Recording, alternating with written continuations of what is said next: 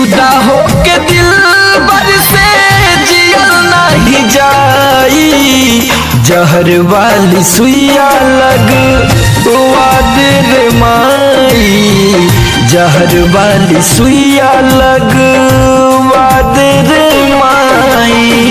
कैसे जीत जी हम के दी भुलाई, कैसे जीत जी हम के दी भुलाई। हमने भी कहा था उनसे मोहब्बत के बाद मोहब्बत करना तो मुमकिन है, मोहब्बत के बाद मोहब्बत करना तो मुमकिन है, लेकिन किसी को टूट कर चाहना वो भी जीवन में एक बार होता है, एक बार होता है। जहर वाली सुइया लग वादे रे माई, जहर वाली सुइया लग वादे रे माई।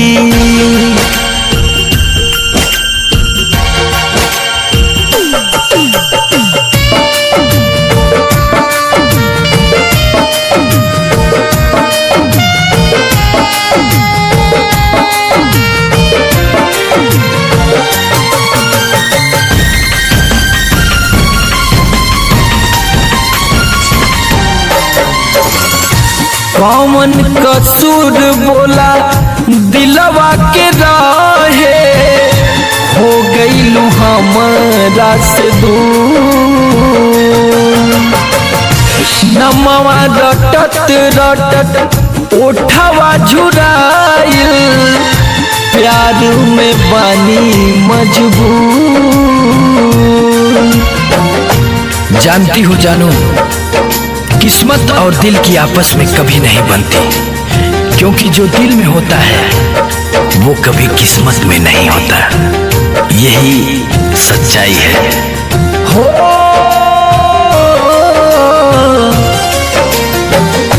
कौन कसूर बोला दिलवा के राहे, हो गईलू हमारा से दूर। नमवा रटत रटत ओठवा झुराइल, प्यार में बानी मजबूर।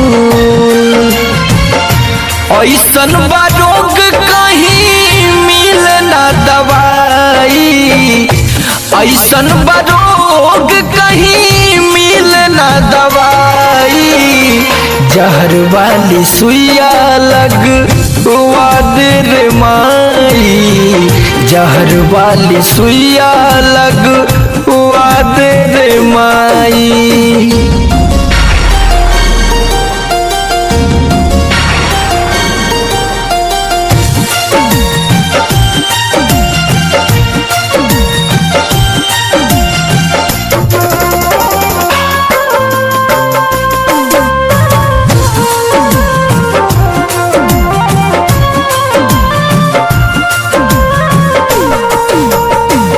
जेकरा के चाहले रहली जान से ज्यादा, उहे न भइल हमार।